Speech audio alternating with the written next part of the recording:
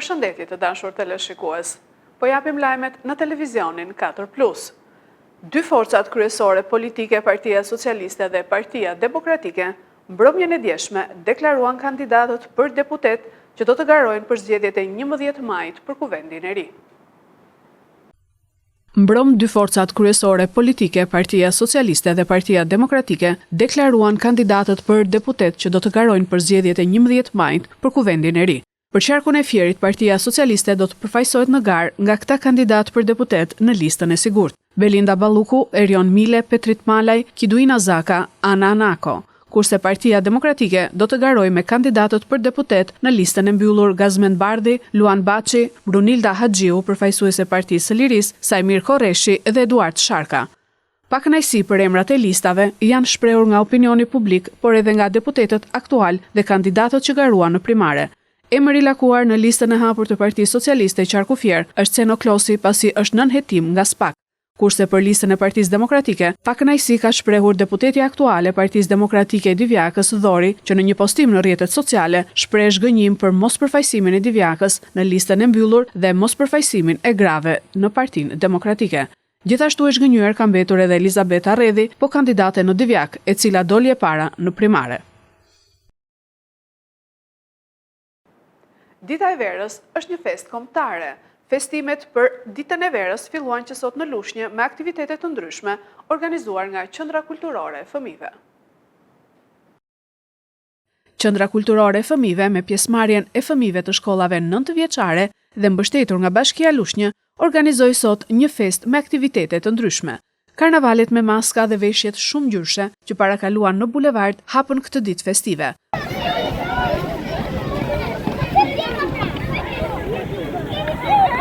Më pas fëmijët u mlodhën në sheshin para bashkisë, ku kërcyen dhe kënduan në ritmin e këngëve të pranverës që u performuan nga artistët e vegjël lushnjar.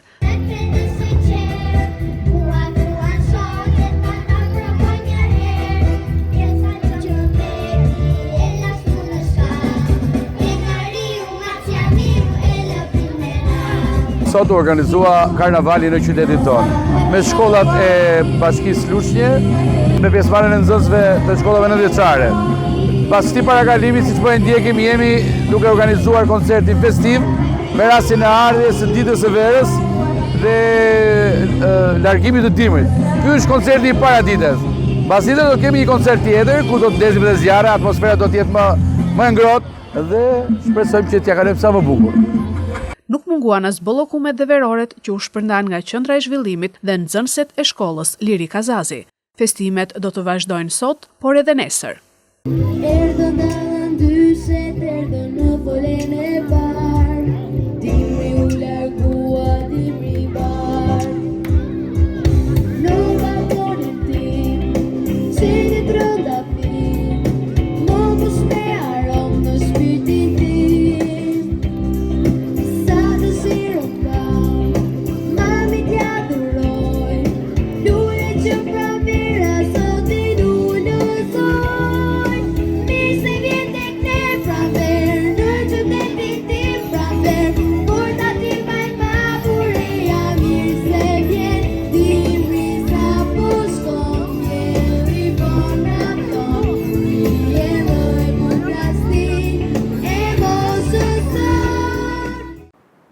Miu i arave është bërë një problem shqetësues për myzeqen, pasi ka shkaktuar dëme të mëdha në sipërfaqet e mbjella me kultura të stinës si jonç, misër e grur.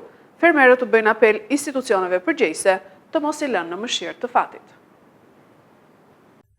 Miu i arave është kthyer në një problem tepër shqetësues për fermerët e myzeqes, pasi ka shkaktuar dëme të mëdha në sipërfaqet e mbjella me jonç, misër e grur. Novros Kuka, fermer në zonën e Kurjanit në Roskovec, tregon se sipërfaqet e kultivuara me jonç kanë pësuar dëme të mëdha dhe ka theksuar se miu i arave arrin të gryejë të mbjellat deri në tharje, duke ndikuar në uljen e rendimentit. Te kemi përjetuar për çdo vit. Jonxha e ka ciklin nga 5 deri në 7 vjet, nga ky lloj insekte, me fjalë bimi ky insekti i arave, e bën që e shkurton ciklin, e bën 2 deri 3 vjet vete. Se dëmton rrezën, eliminon numrin e bimëve. Po ka shqetësuese është kjo problematik dhe në zonën e Topoj Semanit. Një prej kultivuesve më të mëdhenj, Mili Sako, pohon se shtimi i brejtësve bëhet në mënyrë kaq të shpejtë saqë nuk mund të luftohen në mënyrë individuale. Nuk dim si ta luftojmë, nuk kemi një agronom që të na shpjegojë mbrojtjen e bimëve, si ta bëjmë, që ta bëjmë. Ai sa vjen dhe shtohet, është një ekzemplar që shufishohet 4 herë në vit, 5 herë në vit, është i papar. Përveç Jonxhës, në çfarë të mbjellësh të tjera? Futet në misër, por në misër nuk ka afat të gjatë që të rroj, sepse plugohet brenda vitit. Te Jonxha është ajo më problematike, se rri 3 vjet, 4 vjet. Tani nuk na lënë, 3 vjet është shumë për ta mbajtur Jonxhën. Sepse ai e punon të tel nga poshtë dhe nga lart. Do harrej, vdes Jonxha. Gjithashtu Lesh Marku, fermer në zonën e Levanit, thotë se fermerët janë në një luftë sfiduese të vazhdueshme me miun e arave. Ai u bën apel institucioneve përgjegjëse të mos e lënë fermerin në mëshirë të fatit. Problemi është që në pranverë kena miun, në vijë del karkaleci, në dimër kena përmëjtjet. Urdhëroni investimet që ka bën qeveria ose Bashkia e Firit në drejtim të bujqësisë. Ne kena rënë në hall, kena ngel si ata si në kohën e para 1000 duke marrë ilaç, mish, e duke lak bukën të shkota në përvrima për të duke miun e arë. Të paktën ato investimet që jep shteti, jep bota, Evropa, të na ndihmojnë paktën 10%. Nuk i dona 100%, paktën 10%. Na ndihmojnë.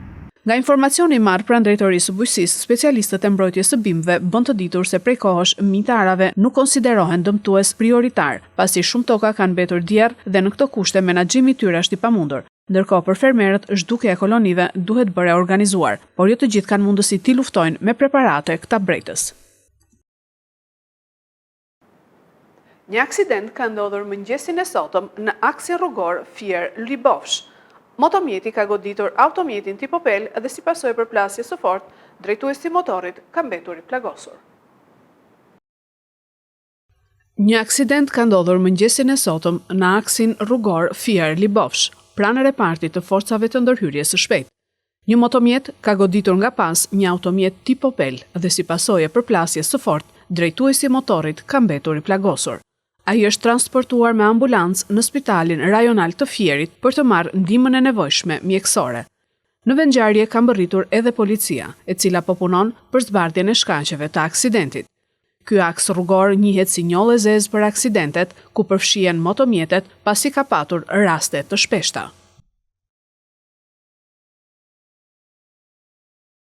Gjatë 2 ditëve të fundit vodhën shumë aparash në 3 dyqane në Fier.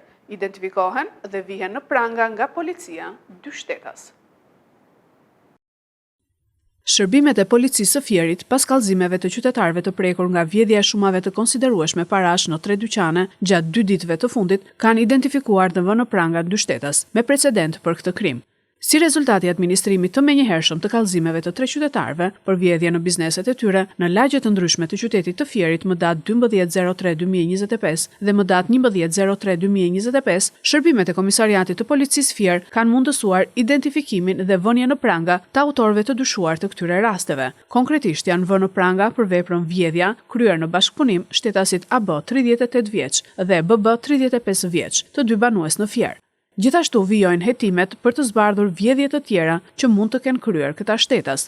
Materialet procedurale i kaluan prokurorisë së Fierit për veprimet të mëtejshme.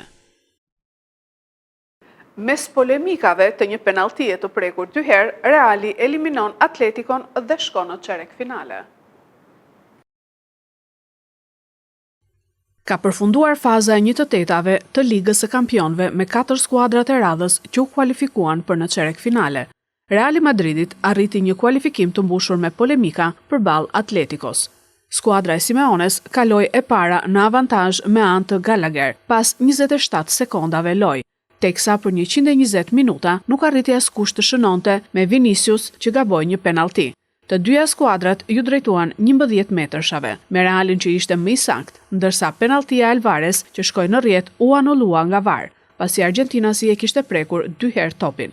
Në çerek finale, madrilenët do të gjejnë Arsenalin me Topçint që barazuan 2-2 me PSV në shtëpi, duke kaluar fal fitores 1-7 në Holland.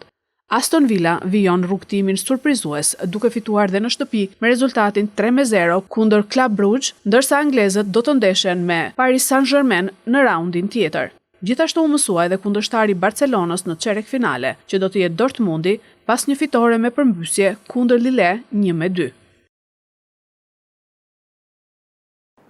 Ky është edicioni lajmeve për sot. Lajmet i gjeni dhe në internet në websajtin 4plusmedia.tv. Bashkë mirupafshim.